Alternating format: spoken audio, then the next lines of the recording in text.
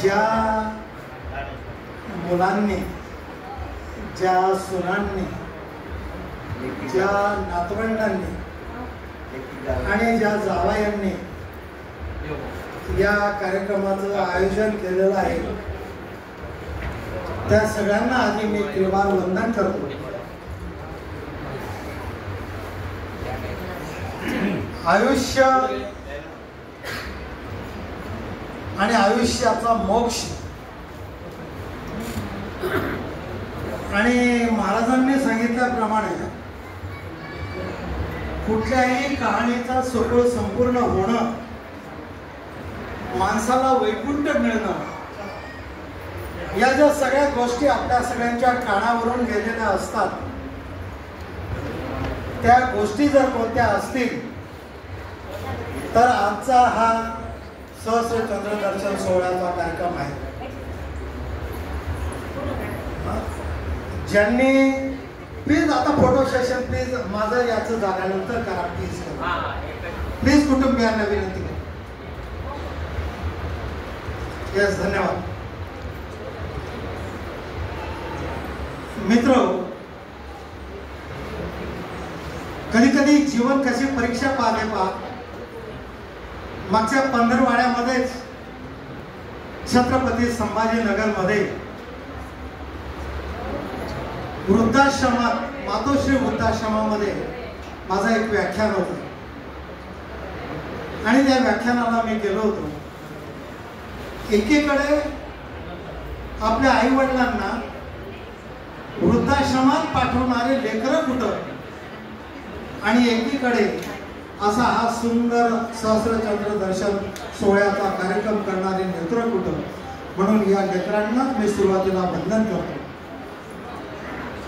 मगाशी महाराजांनी खूप छान सांगितलं की मी देवाजवळ एकच प्रार्थना करतो की कमीत कमी भारतातले वृद्धाश्रम हे बंद पडले पाहिजे. एका अमेरिकन मित्राचा ऑनलाईन मुलाखत घेत असताना एका अमेरिकन माणसाने मला एक प्रश्न विचारला होता की what is the specialisation of your Indian civilisation. तुमच्या भारतीय संस्कृतीचं वैशिष्ट्य काय आहे. त्या मित्राला मी त्यावेळेस सांगितलं होतं की आमचे भारतीय सुपुत्र शेवटपर्यंत आपल्या आई वडिलांची सेवा करतात. आमचे भारतीय नातवंड आपल्या आजी आजोबांचं असं पाद्यपूजन करतात. म्हणून आमची भारतीय संस्कृती संपूर्ण जगभरामध्ये दिमाखाने मिळते. आणि आजचं हे जे शूटिंग आहे पाद्यपूजा करण्याचं, हे माझा एक ग्रुप आहे की जो 27 देशांमध्ये कार्यरत आहे. त्यांना मी टाकणार आहे की see this is the civilization of Indian civilization. ही आमची भारतीय संस्कृती आहे. आणि त्याच्यासाठी मी आदरणीय पुनाबाईंना म्हणेन की पुनाबाई, आपण खूप भाग्यशाली आहात. आयुष्याचे 81,000 पौर्णिमेचे चंद्र ज्यांनी पाहिलेले आहेत असे भाग्यशाली माणूस तुम्ही आहात. आणि आयुष्याचं संपूर्ण मंदिर बांधल्यानंतर या आयुष्याला झेंडा लावण्याचं काम, या आयुष्याला कळस लावण्याचं काम जर कुठलं असेल तर तो आजचा हा सोहळा आहे. म्हणून आजचं तुमच्या भाग्याचं, तुमच्या प्रेमाचं, तुमच्या नातवंडांचं, तुमच्या जावयांचं, तुमच्या सुनांचं मला खूप कौतुक वाटतं. वृद्धाश्रमामध्ये महाराजांनी सांगितलं, मागे मी एक लेख टाकला होता महाराष्ट्र टाइम्सला की वृद्धाश्रम काळाची गरज की काळाची शोकांतिका. त्यावेळेस महाराष्ट्रातून खूप लोकांचे मला प्रश्न विचारलेले आणि त्या लेखामध्ये मी असा उल्लेख केला होता की वृद्धाश्रम ही आपल्या देशाची शोकांतिका आहे. परंतु 15 दिवसापूर्वी छत्रपती संभाजीनगरमध्ये वृद्धाश्रमाची व्यवस्था पाळणाऱ्या मॅनेजरला हा प्रश्न विचारला मी की वृद्धाश्रम खरोखरच काळाची गरज आहे की काळाची शोकांतिका आहे. तर मी अत्यंत दुर्दैवाने मला सांगावं असं वाटतं, महाराज तिथल्या मॅनेजरने सांगितलेलं उत्तर तुमच्या कानावर सांगतो. त्याने सांगितलं की साहेब, आत्ता वृद्धाश्रम ही 75% गरज झालेली आहे. पुन्हा एकदा रिपीट करतो, त्या मॅनेजरचे वाक्य, जो गेली 15 वर्षापासून मातोश्री वृद्धाश्रम चालवतोय, की वृद्धाश्रम ही काळाची गरज की काळाची शोकांतिका. त्यावर त्याचं उत्तर होतं की सर, आता 75% वृद्धाश्रमांची गरज निर्माण झालेली आहे.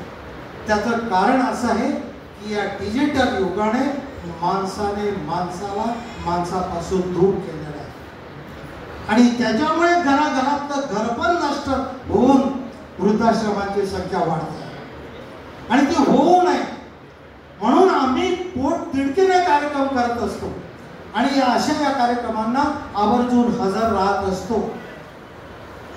आणि त्यामुळे मी या पोरांना त्रिवार वंदन केलं की अरे, तुम्ही भारतीय संस्कृतीचे खरे जतन करणारे वारसदार आहात की तुम्ही आज आपल्या वडिलांचा या ठिकाणी इतका सुंदर प्रकारे कार्यक्रम केलेला आहे. बघायचे सरांनी सांगितलं उपदेशी. मला अतिशय आनंद होतो की मी महानुभाव पंथाचे प्रमुख एकमुखी दत्त गुरुदत्त वायपूर, त्या वायपूर गावचा रहिवासी आहे. त्यामुळे महानुभाव पंथाशी माझे जे रिलेशन्स आहेत त्या रिलेशन्स वर हुकूम आज या महानुभाव पंथाच्या उपदेशी माणसाच्या या कार्यक्रमाला हजर राहण्याचं भाग्य या ठिकाणी मला मिळालं. परवा आम्ही त्यांचा गार्डन मध्ये खूप छान कार्यक्रम केला. भाई 81 वर्ष अतिशय चांगले जगताय, सुदृढ आहे, चालताय, बोलताय, ऐकताय. त्याचं कारण असं आहे कि बड़े कमबख्त होते हैं ये दोस्त, बड़े कमबख्त होते हैं दोस्त, वक्त की चादर ऐसी खींच लेते हैं कि बुढ़ा होने ही नहीं देते. त्याच्यामुळे जेव्हा हे आमच्या मित्रांच्या टोळ्यांमध्ये रमतात, त्याच्यामुळे आज ते या ठिकाणी सुदृढ आहे. रोज सकाळ संध्याकाळ आमच्या सोबत चालतात, आमच्या सोबत हसतात, आमच्या सोबत खिदळतात आणि मस्तपैकी व्यायाम करतात, प्राणायाम करतात. म्हणून आजचं त्यांचं आरोग्य चांगलं आहे. त्यामुळे आम्ही उगाच आमची कॉलर ताट करतो की यस भाई, तुम्ही 81 वर्षाचे आहे कारण तुम्ही आमच्या सोबत राहता. हे त्याच्यामध्ये गमक आहे. दुसरं गोष्ट, 81 वर्षाची माणसं, मी परवा बोललो की एका कवीचं वाक्य आहे, पुस्तकातली माणसं गेली कुठं, पुस्तकात वाचलेली माणसं गेली कुठं. कालांतराने पुढच्या पिढीला 81 वर्ष जगणारी म्हातारी माणसं, 100 वर्ष जगणारी म्हातारी माणसं हे त्यांना पुस्तकात पाहायला मिळतील. परंतु भाईंच्या रूपाने आज या तरुण पिढीला हा माणूस दिसतो आहे. त्याचं कारण असं आहे की भाईंनी कुठलंही व्यसन अंगाला लावलेलं नाही. भाईंनी कुठल्याही व्यसनाच्या बळी पडलेले नाही. भाईंनी आपल्या आरोग्याची काळजी घेतली. त्याला कारण जे आहे त्यांचं कुटुंबीय. मी जेव्हा मावळतीचे रंग पुस्तक लिहिलं त्यावेळेस मी प्रत्येक कुटुंबाला आवर्जून सांगितलं की घरातलं जे वातावरण आहे, घरातलं घर पण जर शाबूत असेल तर तुमच्या घरातला वृद्ध हा समृद्ध राहतो. आणि ते वातावरण या परिवाराने ठेवलं म्हणून भाईंची प्रकृती 81व्या वर्षी सुद्धा आज सुदृढ आहे आणि त्याच्यामुळे आजचा हा कार्यक्रम होता. आणि तिसरं एक महत्वपूर्ण कारण जे आहे ते माझं गौरव फाउंडेशनचं ब्रीद वाक्य आहे मित्रांनो, स्वच्छ मन स्वच्छ जीवन. ज्याचं मन स्वच्छ असतं त्याचं जीवन स्वच्छ असतं, त्याचं आरोग्य सुंदर असतं. Sound mind and sound body ही जी मन आहे ती याच्यासाठी आहे की भाई आमच्या मैफिलमध्ये रंगतात ना, त्यावेळेस मी नेहमी त्यांच्याकडे पाहतो. आपण माणसांकडे पाहतो, वृद्धांकडे पाहतो, पण मित्र, पाहणं आणि बघणं याच्यामध्ये खूप फरक आहे. जनरली असं वाटतं की आपण आपण पाहतो बघतो एकच शब्द आहे, परंतु त्याच्यामध्ये फरक आहे. झाडावरून पडणारा सफरचंद हजारो लोकांनी पाहिलं, परंतु एकाच माणसाने बघितलं, तो म्हणजे न्यूटन, आणि त्याने गुरुत्वाकर्षणाचा शोध केला. त्यामुळे भाईंच्याकडे सगळे पाहतात, परंतु मी भाईंच्याकडे बघत असतो की त्याचं मन कसं स्वच्छ आहे, त्याचं मन कसं सुंदर आहे, त्याचं मन कसं संपन्न आहे. आमच्या मैफिलमध्ये रमताना खूप सुंदर प्रकारे ते जीवन जगत असतात. आणि मी जसं भाईंच्या याला बोललो होतो, कवी कुमार विश्वासाच्या 2 ओळी, आणि त्या 2 ओळींना दुसऱ्या 2 ओळी मी माझ्या जोडलेल्या आहेत. असं मेरे गीत गजलों से तुम्हें पैगाम करता हूँ, तुमने दी हुई दौलत तुम्हारे नाम करता हूँ. त्याला मी माझ्या 2 ओळी जोडल्या आहेत. हमारे मन में बसे हो तुम, हमारे दिल में ठसे हो तुम, हमारे मन में बसे हो तुम, हमारे दिल में ठसे हो तुम, तुम्हारी जिंदगी देखकर तुम्हें प्रणाम करता हूँ, तुम्हारी जिंदगी देखकर तुम्हें प्रणाम करता हूँ. म्हणून मी आज या ठिकाणी भाईंना प्रणाम करत असतो आणि त्यांना असंच आयुष्य त्यांना आनंदी जावो, समाधानाचं जावो, सुखाचं जावो, आणि अत्यंत महत्त्वाचं म्हणजे आरोग्यपूर्ण जावो, आणि ते 100 वर्ष जगो अशी प्रार्थना मी त्यांना देवाजवळ करतो आणि त्यांना खूप खूप शुभेच्छा देतो. मी परवा सत्कार केल्यामुळे आज मी साधं गुलाबाचं फूल सुद्धा आणलेलं नाही, हे प्रामाणिकपणे कबूल करतो.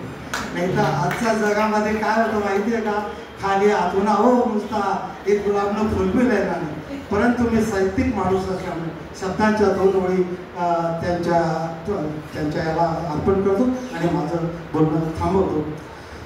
देतो भेट तुम्हाला मी माझ्या शब्द सुमनांची, देतो भेट तुम्हाला मी माझ्या शब्द सुमनांची, नाही धन दौलत हे माया माझ्या प्रेमाची, शबरीची ही बोरे सुदाम्याचे हे पोहे, शबरीची ही बोरे सुदाम्याचे हे पोहे, गोड करून घ्या तुम्ही गरिबाचे हे दोहे, गोड करून घ्या तुम्ही गरिबाचे हे दोहे. थँक्यू.